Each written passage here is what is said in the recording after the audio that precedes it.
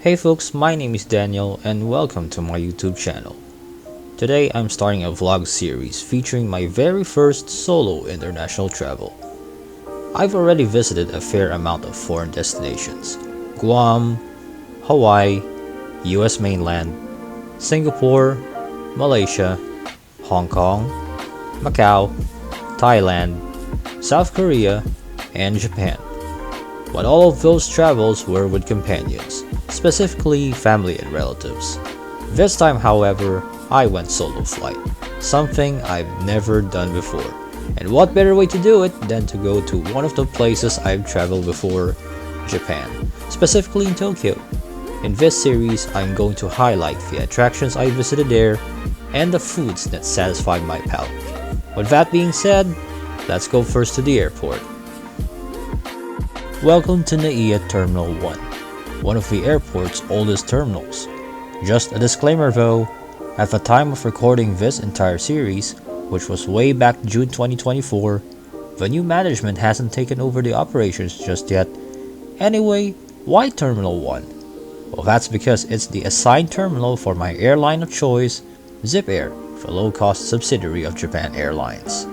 I got curious with this carrier after seeing all the ads on my Facebook newsfeed and watching some flight reviews that covered it.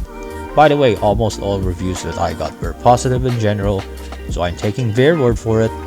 And since this is a low-cost airline, check-in baggage is considered an add-on, so plan your baggage allocation ahead of time.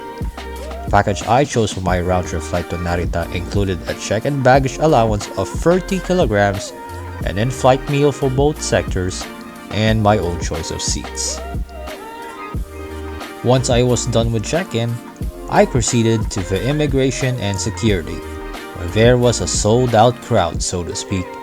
In other words, there was really a long line, and that's something that Narita's new management should take note regarding the other improvements they're about to do.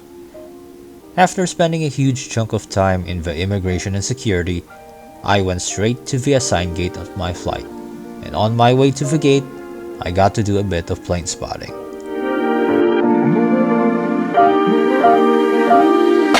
Once I arrived at the boarding gate, I finally got to see in person this Boeing 787-8 belonging to Zipair. It got me thinking, this was my first time boarding on a 787, an aircraft that garners mixed reactions. You'll see later on why I said that. Once the call for boarding had been made, I immediately went straight to the queue. And yes, your eyes are seeing it right, I chose seat 1A for this flight, which meant that I'm about to experience Zipair's full flat seats. It's an upgrade where you'll get a seat that can transform into a full flat bed, but without all the services associated with business class. No in-flight entertainment screen, no free amenity kit, no pre-flight drink, no hot or cold towel. In short, you'll get the same service as the standard economy class while having a better seat in the cabin. At least you still have both universal and USB charging ports, regardless of your chosen seat type. Not to mention those reading lights and overhead air vents.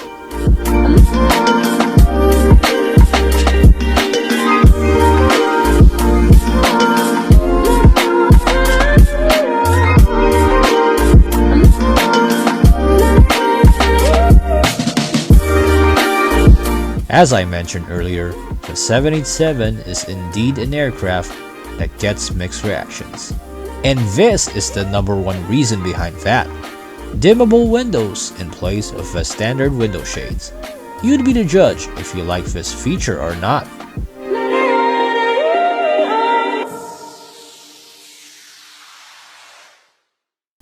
As we were about to depart from Manila, I got more time for more plane spotting, since there's a quite generous number of planes taking off or landing in the afternoon. Alright, I'll stop talking for a while, so sit back and enjoy this takeoff footage.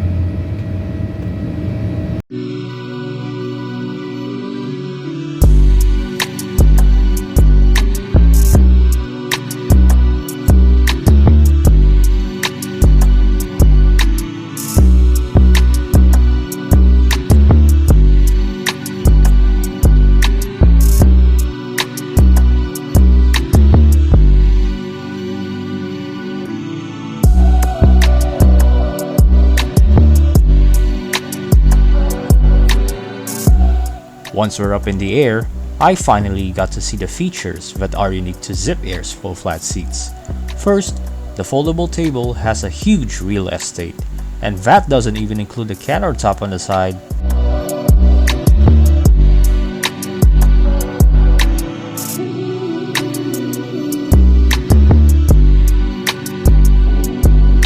There's also an additional cushion along the aisle that can be lifted up or turned down. It doesn't really add more privacy to the seat though. Oh yeah, the headrest is adjustable too.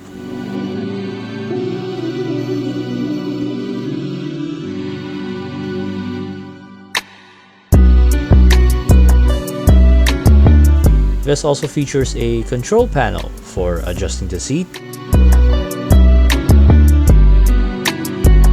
turning the brightness of the lights, and activating or deactivating the Do Not Disturb sign. Shortly, my in-flight meal and 2 bottles of water, all pre-ordered, had finally arrived. I chose the butter chicken curry for this late lunch, and it tasted really good.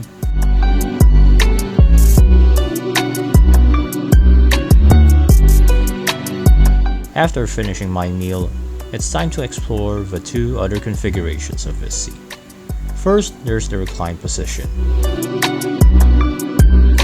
And then there's the lie flat position, in which the seat extended all the way to the footrest.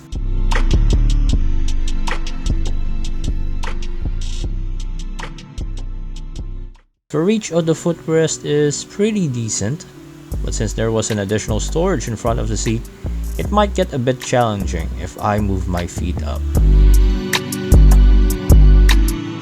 The lavatory on Zipair is surely basic. There's a hand soap, tissues, and what I can assume is a disinfectant spray, since if my memory serves me right, Japanese culture prioritizes cleanliness. There's also a diaper changing table above the toilet bowl, and a touch feature to flush it all down the drain.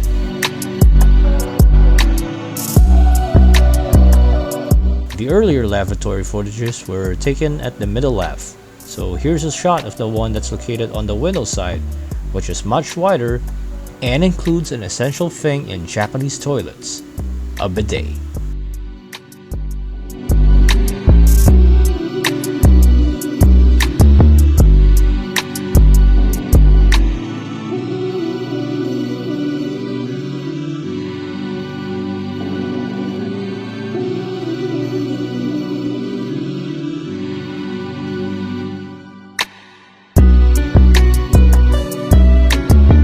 A few hours later, it was nighttime, which meant we finally got a glimpse of Japan through those lights below us. This is a perfect time to reflect on my Zipair experience. As I mentioned earlier, the reviews I had seen before taking this flight were generally positive, further amplified by the feature that I almost forgot to mention: free Wi-Fi for the full flight. However, since the Wi-Fi is free for everyone to use, it tends to either disconnect or become slow at some times. Anyway, if you would like to see more detailed reviews on Zipair, you can watch other vlogs from various aviation-oriented channels, so go check them out after watching this. But all I can say is, I highly recommend Zipair if you want an alternative to reach Tokyo, as the airline is not just your ordinary low-cost carrier. So, let's buckle our seatbelts as we prepare to arrive at Narita.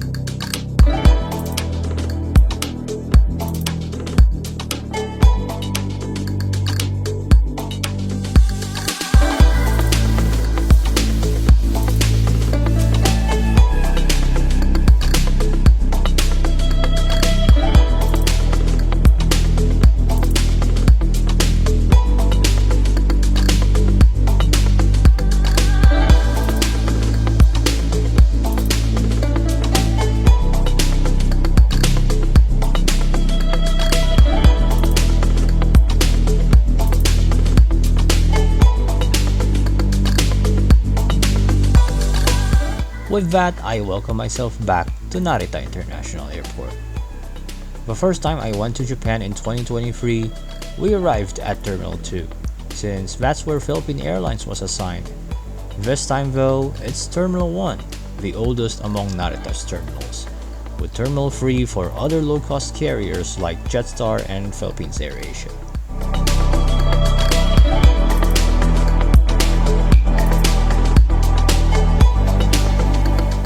Once I got my baggage and proceeded to the arrivals area, I headed straight to the particular stall in front of a Nintendo theme attraction, where I claimed my pre-ordered Wi-Fi box, which is quite cheaper than availing a roaming data package.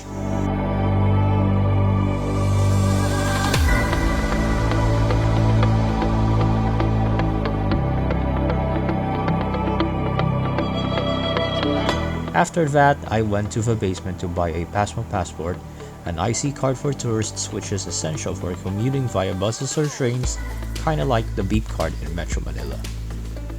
Narita may be so far away from the actual Tokyo, but thankfully there are several options to reach the city. I went for the Keisei Skyliner, but there's also the Narita Express as well as buses. Less than an hour later, I arrived at Ueno. Then I hopped on another train ride to finally reach my hotel. And that caps off my journey from Manila to Tokyo.